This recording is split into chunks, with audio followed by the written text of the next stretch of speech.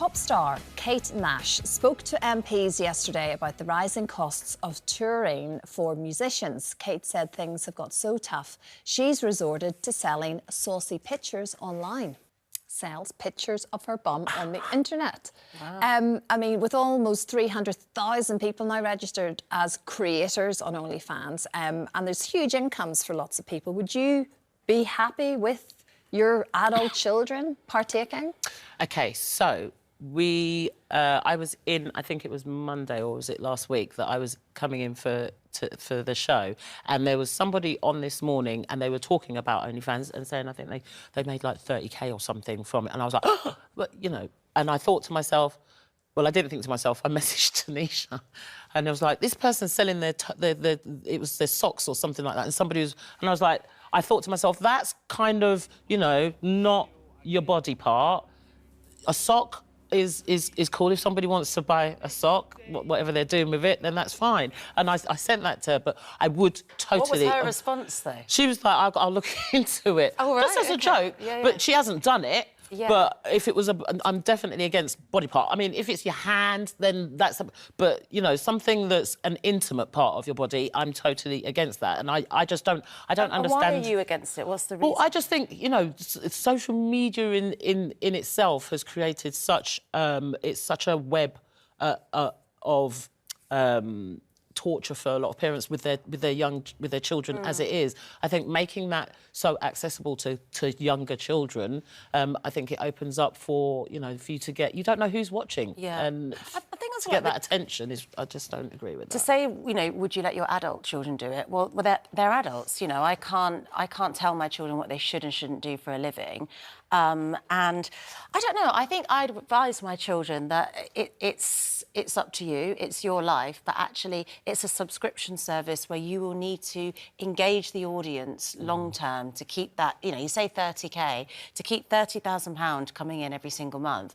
Whether you start out with a boundary, the stakes will have to get higher. You have to up the ante. Yeah, so I'm by no means, you know, I sit here in a very privileged job and I'm by no means snobby or judgmental about OnlyFans, and I think it's a legitimate job for many people and it works out really well. But if it was my own daughter, I think that would be my fear, that will you start with what you're comfortable with and have to go to something you initially didn't really want to do because you're now used to that income. Yeah. I mean, it's definitely being talked about now much more openly. People aren't... It's not like people are embarrassed that they're doing this. I don't think it's embarrassing at all. No, exactly. Yeah, and a lot of very famous faces doing it. Yeah, it's a choice, and I think people should be free to make that without judgment.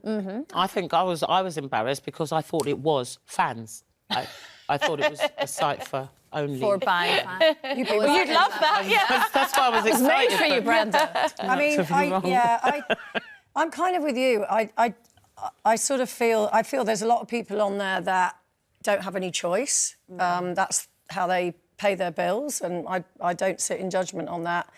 I feel that it's a bit soulless. I feel if I didn't have to do it, why would you want to do it? It's over 84% of the users are women, as in the people posting or the creators content, which I think is an interesting statistic.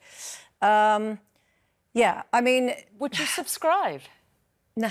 I would subscribe. Well, I'm thinking of putting my bunions on there. How do you think my bunions... There is a market for everything. This is the whole thing. Yeah. Everybody. Yeah, but I don't know if they'd be happy with, you know, after 1 month of looking at my bunions, there'd have to be something else, wouldn't there? But you would be so surprised. Move on to the other bunion. I've only got one, thank you, Christine Lampard.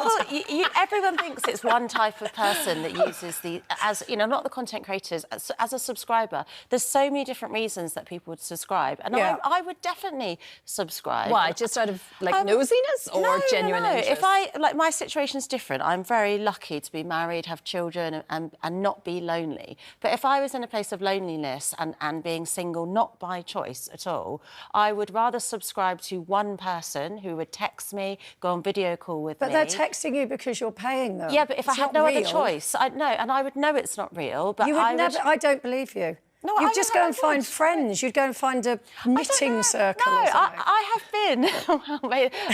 I have been in extreme isolation in my life before, and I don't know how that would have changed me if that had continued. I had relief from that isolation and my world opened up. And your family. Yeah, but this is sexual. So if I stayed as somebody that was still seeking sexual gratification, and all other avenues were a no-go for me and not by choice, I wouldn't rule it out. I really wouldn't. Yeah. Rich, you better check my bank statement.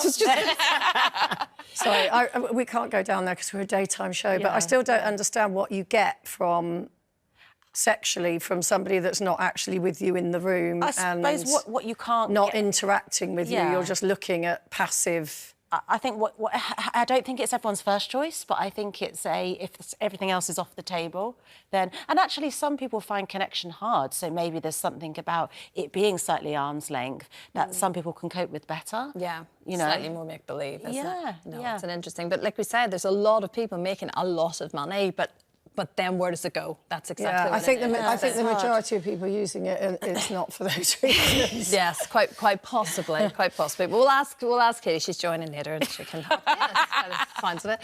Now, teachers get around 13 weeks off at set times of the year, but the National Education Union General Secretary Daniel Kebede says teachers should also have term time flexibility, adding that not being able to go to Glastonbury was something he always complained about when he was teaching. So, is he right, Jane? I mean, we say about the 13 weeks off, and it sounds like a beautifully long amount of time for people. It doesn't sound like. But you're stuck to those dates within a year. That mightn't always work if you, for whatever reason, within your family. Do you think they should be entitled to 5 days off that they can choose during the year? I think for compassionate reasons, 100%. But it's the job, right? When you become a teacher, you know what the job is, and you know that you do get these large pockets of time where you're not working, far more than any other. I mean, it's like, I think it's, 12 weeks a year. I don't know. I mean, listen, if you take your kids out and say, I'm going off to Glastonbury with my kids, the school would probably fine you. So the fact that the teachers are just going to say, well, I can't teach your kids on Thursday because I'm going to Glastonbury. There are other festivals available that are on in the summer months, in the Easter break, in the Christmas break, whatever. I don't know. I mean, you can't go to everything all of the time, can you? No, I agree with you. It's sort of one of those professions where we haven't seen this hybrid version. You know, post-COVID, a lot of workplaces changed. We saw a lot more flexi work.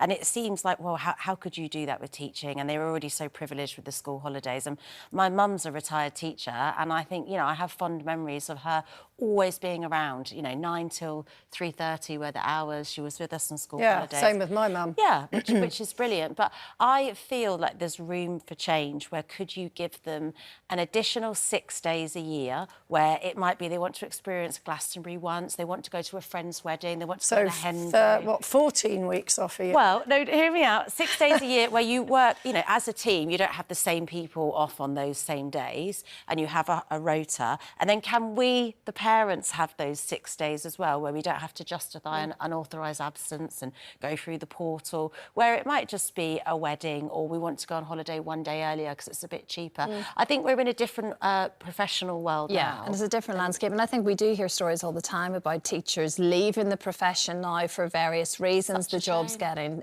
tougher. It's, you know... But I think that's for other I think that's, absolutely, you know, and not being supported in the job, having to deal with disruption. Absolutely, all of those things. But if that would be some sort of an enticement, some sort of a golden egg thing where, well, it's the comparison. Their friends are working flexible hours at home on OnlyFans.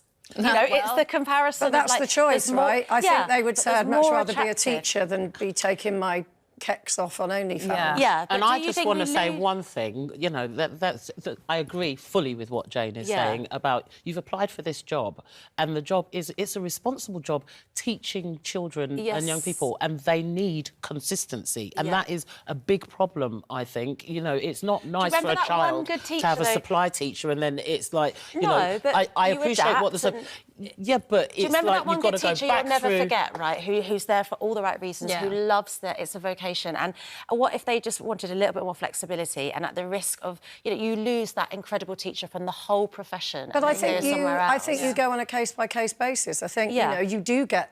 So say, I don't know, a teacher, if their daughter was getting married, of course they're going to be given the day to go and What about Glastonbury? Glastonbury's not extenuating circumstances. You can go to any other festival. And by the way, I'd pay not to go to Glastonbury, to be honest. But I do think a lot of parents listening to this now will be going, hang on, what about us? We are getting penalised and fined for taking children out maybe a day or two before half-term when it's slightly cheaper to get a flight to go away or whatever. So for me, if it were to happen, and I'm not against it, but I think it has to work on the other flip of that for parents, and I think that there's a lot of people getting in touch to say the same thing as well. Natalie said, no, they shouldn't actually have any extra time. When they train to be a teacher, they know what the holiday restrictions are. I'm a hairdresser, I can't take any time off in December, and last year we're fined £480 for taking our children out for 6 days. So for me, it has to work both ways for it to be even, I think, and fair. But yes, there we go. Teachers will like you today. Your mother will be very proud of you. Yes, exactly.